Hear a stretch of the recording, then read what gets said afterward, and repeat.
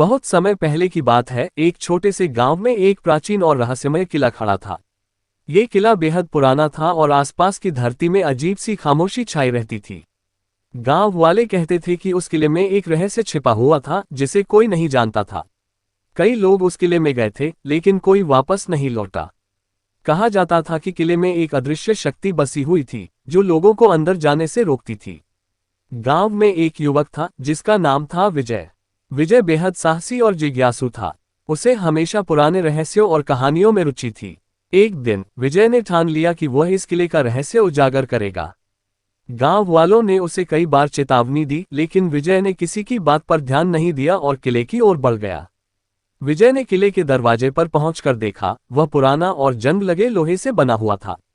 उसके भीतर एक अजीब सी खामोशी और ठंडक थी। विजय ने हिम्मत जुटाई और दरवाजे को खोला।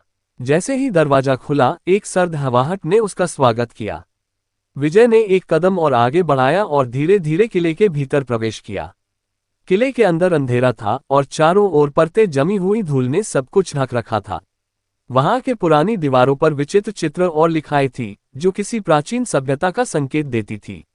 विजय को ये सब देखकर और अधिक जिज्ञासा हुई। विजय जैसे ही किले के अंदर और आगे बढ़ा, उसने एक कमरे में एक विशाल पत्थर की चौकी देखी जिस पर एक पुरानी किताब रखी हुई थी। विजय ने किताब को उठाया और उसके पन्ने पलटने शुरू किए। किताब में लिखा था, ये किला एक प्राचीन शक्ति का केंद्र है। इस शक्ति का इस्तेमाल सिर्फ वही कर सकते हैं जो इसके रहस्य को पूरी तरह से समझे। यदि किसी ने इसे गलत तरीके से इस्तेमाल किया तो उसे जीवन भर की सजा मिल सकती है। किताब में और भी बहुत कुछ लिखा था जिसमें बताया गया था कि इस शक्ति का स्रोत एक रहस्यमय क्रिस्टल था जो किले के भीतर किसी गुप्त स्थान पर छिपा हुआ था। विजय ने ठान लिया कि वह उस क्रिस्टल को ढूंढेगा और इसके रहस्य को पूरी तरह से उजागर करेगा। विजय ने किताब में दिए गए संकेतों का अनुसरण किया और किले के भीतर एक गहरे तहखाने तक पहुंचा। तहखाने के भीतर एक विशाल गुफा थी जिसमें अजीब सी रोशनी चमक रही थी। विजय ने आगे बढ़ते हुए देखा, एक चमकदार क्रिस्टल एक पत्थर की वेदी पर रखा हुआ था। विजय ने धीरे धीरे उस क्रिस्टल को छुआ और जैसे ही उसने इसे हाथ में लिया, पूरे किले में एक तेज आवाज गूंजी। अचानक चारों ओर अंधेरा फैल गया और विजय महसूस करने लगा कि उसके चारों ओर एक रहस्यमय शक्ति घेर रही है।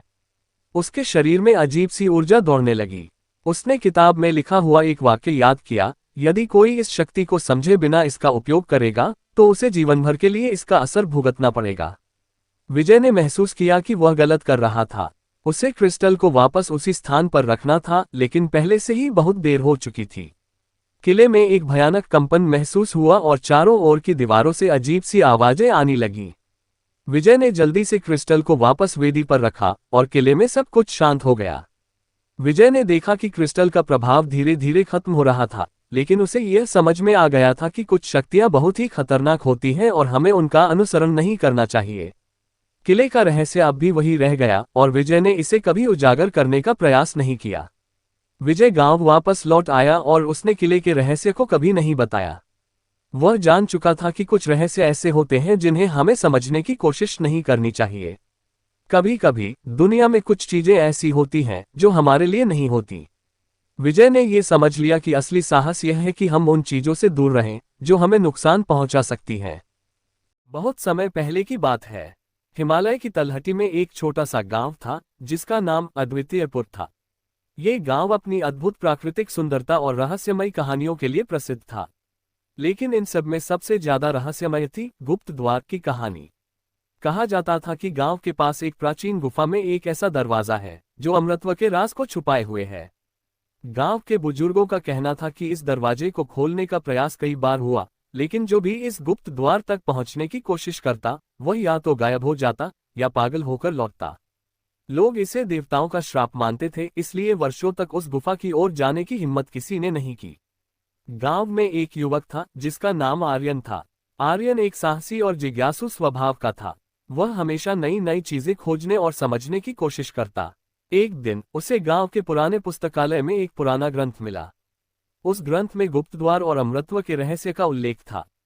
उसमें लिखा था, तारांकन जो सत्य, साहस और निस्वार्थता की परीक्षा में खरा उतरेगा वही गुप्त द्वार को खोल सकेगा, लेकिन उसकी कीमत चुकानी होगी। आर्यन ने ठान लिया कि वह गुप्त द्वार के रहस्य को सुलझाएगा। उसने ग्रंथ में दिए गए संकेतों का अध्ययन किया। उसमें लिखा था कि गुफा के भीतर 3 परीक्षाएं थीं और इन परीक्षाओं को पार करना आसान नहीं था। आर्यन ने अपने दोस्तों को इस यात्रा में साथ चलने के लिए कहा, लेकिन डर के कारण कोई भी तैयार नहीं हुआ। आर्यन अकेले ही गुफा की ओर निकल पड़ा।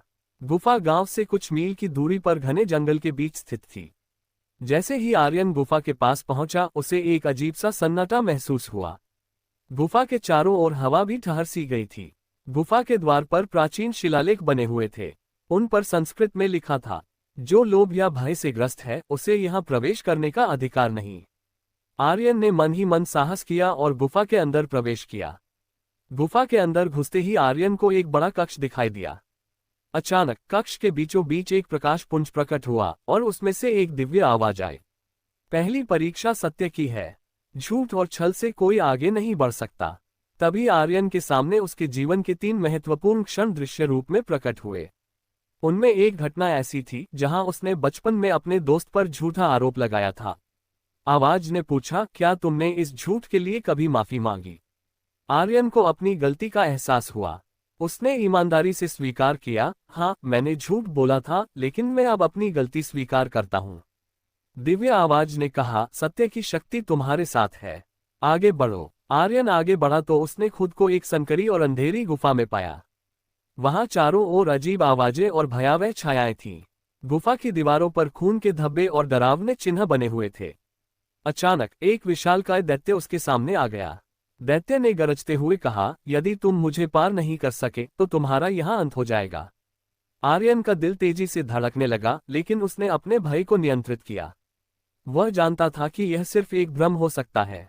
उसने अपनी आंखें बंद की और भगवान शिव का ध्यान करते हुए आगे बढ़ा। जैसे ही उसने साहस दिखाया, दैत्य गायब हो गया और गुफा का रास्ता खुल गया। आर्यन जब गुफा के अंतिम हिस्से में पहुंचा तो उसने एक विशाल द्वार देखा, लेकिन द्वार के सामने एक भूखा और घायल व्यक्ति पड़ा हुआ था। वह दर्द से कराह रहा था। उसने आर्यन से कहा, मुझे बचाओ, मुझे खाने और पानी की जरूरत है। आर्यन के पास सिर्फ एक रोटी और पानी की छोटी सी बोतल थी, जिसे उसने गुफा की यात्रा के लिए रखा था। वह द्वार खोलने के लिए बेहद उत्साहित था, लेकिन उसने उस व्यक्ति की मदद करना चुना। उसने अपनी सारी रोटी और पानी उस व्यक्ति को दे दिया। जैसे ही उस व्यक्ति ने खाना खाया, वह दिव्य रूप में बदल गया। वह कोई और नहीं बल्कि देवता विष्णु थे। विष्णु ने मुस्कुराते हुए कहा, तुमने अपनी निस्वार्थता और दया से यह परीक्षा पास कर ली है। अब गुप्त द्वार तुम्हारे लिए खुल जाएगा। द्वार खुलते ही आर्यन एक विशाल कक्ष में पहुंचा। वहां एक चमकदार पुस्तक और एक अमृत कलश रखा हुआ था। लेकिन तभी एक दिव्य आवाज आई, यह अमृतत्व का कलश तुम्हारे लिए नहीं है। ये केवल प्रतीक है। सच्चा अमृतत्व केवल कर्मों और सत्य में है। आर्यन को समझ आ गया कि अमृतत्व का मतलब शरीर का जीवित रहना नहीं, बल्कि अपने कर्मों और अच्छाइयों के माध्यम से अमर होना है। उसने कलश को हाथ नहीं लगाया और पुस्तक के ज्ञान को अपने हृदय में उतार लिया। आर्यन गांव वापस लौटा और उसने गुप्त द्वार और अमृतत्व के रहस्य को सभी के साथ साझा किया। उसने गांव के लोगों को सिखाया कि सच्चा अमृतत्व सत्य, साहस और निस्वार्थता में है। आज भी अद्वितीयपुर गांव के लोग इस कहानी को अपनी आने वाली पीढ़ियों को सुनाते हैं, ताकि वे जीवन के सच्चे मूल्यों को समझ सकें।